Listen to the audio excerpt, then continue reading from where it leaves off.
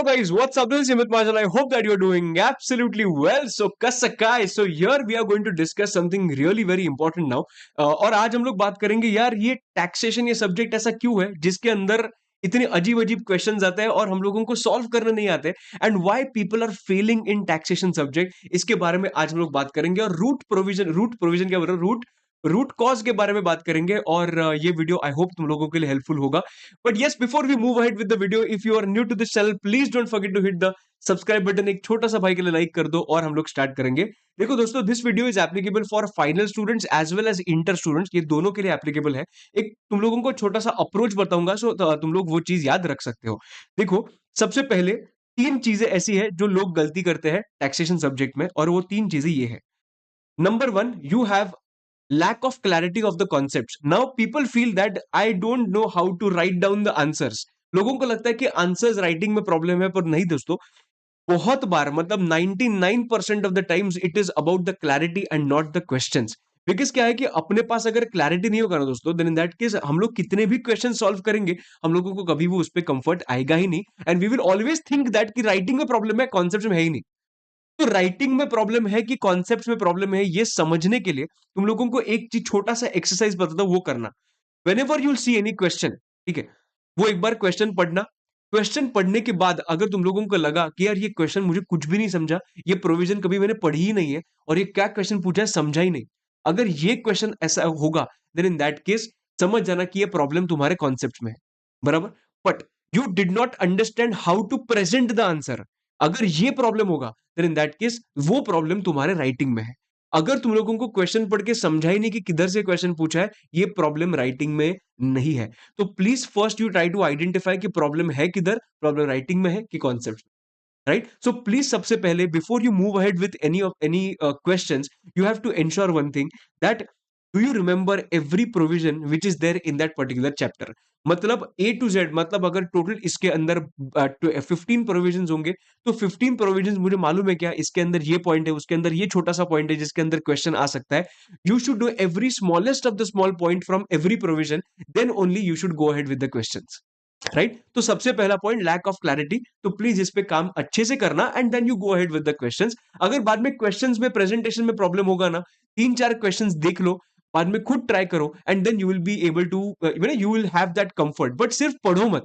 सिर्फ आपने अगर पढ़ लिया ना, देन इन दैट केस आपको उस पर कंफर्ट नहीं आएगा. प्रेजेंटेशन के लिए, प्रेजेंटेशन से थोड़ा सा यूज टू होने के लिए, you will have to write down 5 to 6 questions along with the working. Right. So this is your first point. यार क्लैरिटी में थोड़ा सा प्रॉब्लम होता है. Second one is approach. Sir approach मतलब क्या है कि हम लोग सब कुछ सब में बेस्ट होने का ट्राई करते हैं. मतलब मुझे सब चैप्टर्स में से सब क्वेश्चन सॉल्व करने हैं, ऐसा प्रैक्टिकली पॉसिबल नहीं होगा.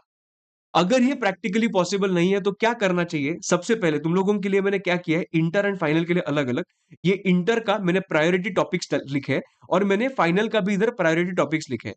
तो ये जो टॉपिक्स है, तुम लोगों को इतना क्लैरिटी चाहिए ना ये टॉपिक में, मतलब तुम लोगों को ऐसा होना चाहिए कि I am going to solve every question which is there in this chapter and there should not be any question जो मैंने देखा भी नहीं है और आने के बाद मुझे समझेगा भी नहीं. ऐसा एक भी क्वेश्चन नहीं होना चाहिए. इतना तुम्हारा टॉप नॉच अप्रोच होना चाहिए. नाउ अप्रोच मतलब क्या, जस्ट मैं I will start with inter first. देखो, अगर मैंने डायरेक्ट टैक्स का बात किया, so these are the priority topics. Please try to understand, I am not telling you कि बाकी के टॉपिक्स इंपॉर्टेंट नहीं है, बिल्कुल नहीं. प्लीज समझना मेरा पर्पस क्या है. My purpose is do every question possible from these chapters, because ये चैप्टर्स इजी भी है, ये चैप्टर्स में एग्जाम में भी आता भी है और ये चैप्टर्स में तुम लोगों को मार्क्स मिल भी सकते हैं अगर तुम लोग ने वैरायटी ऑफ क्वेश्चंस देखे तो. राइट. तो residential status, house property, IFOS, clubbing, set of, TDS, total income questions, ये तुम लोगों को एकदम ग्रिप एकदम टफ रहनी चाहिए तुम लोगों को इस पे. ठीक है. उसके बाद मैं इनडायरेक्ट टैक्स पे आता हूं. इनडायरेक्ट टैक्स पे गया तो सप्लाई के क्वेश्चन इजीली आ जाते हैं. ITC, exemptions, tax invoice, E way bill, payment of tax, registration, ये चैप्टर्स बहुत इंपॉर्टेंट है. You should no and you should solve a lot of questions from these chapters. Right. Okay. Now मैं final IDT पे जाता हूं. Final IDT पे बात किया तो हैंडफुल टॉपिक्स है जिसपे तुम लोगों को सब कुछ आना चाहिए. मतलब सब कुछ तुम लोगों ने क्वेश्चंस देखने चाहिए. ITC very important, exemptions very important, place of supply, value of supply, registration, demand and recovery, offences and penalties and customs. ये 8 जो टॉपिक्स मैंने बात की है, इस पे इतना जबरदस्त पकड़ लेके आना कि you will not be uncomfortable after looking at the question paper and that is my guarantee. See again I am saying that I am not saying कि दूसरा कुछ भी मत करके जाओ। मैं बिल्कुल ऐसा नहीं बोल रहा हूं। मैं बोल रहा हूं कि इस पे बहुत क्वेश्चन सॉल्व करना, जितने भी पॉसिबल है ना, उतने क्वेश्चन तुम लोग सॉल्व करना। और of course GST liability question तो इसमें आता ही है, नीडलेस टू से।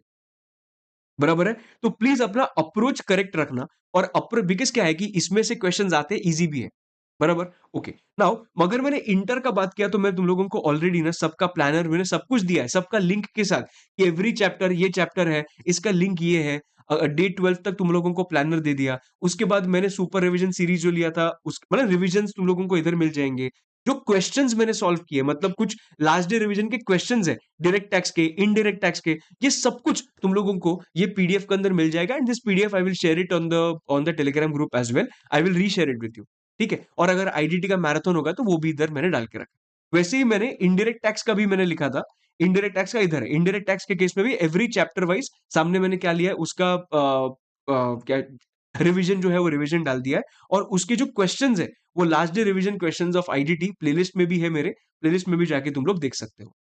राइट? सो तुम लोगों को एटलीस्ट समझेगा कि टॉप नॉच क्वेश्चंस कौन से आ सकते हैं एग्जाम के अंदर।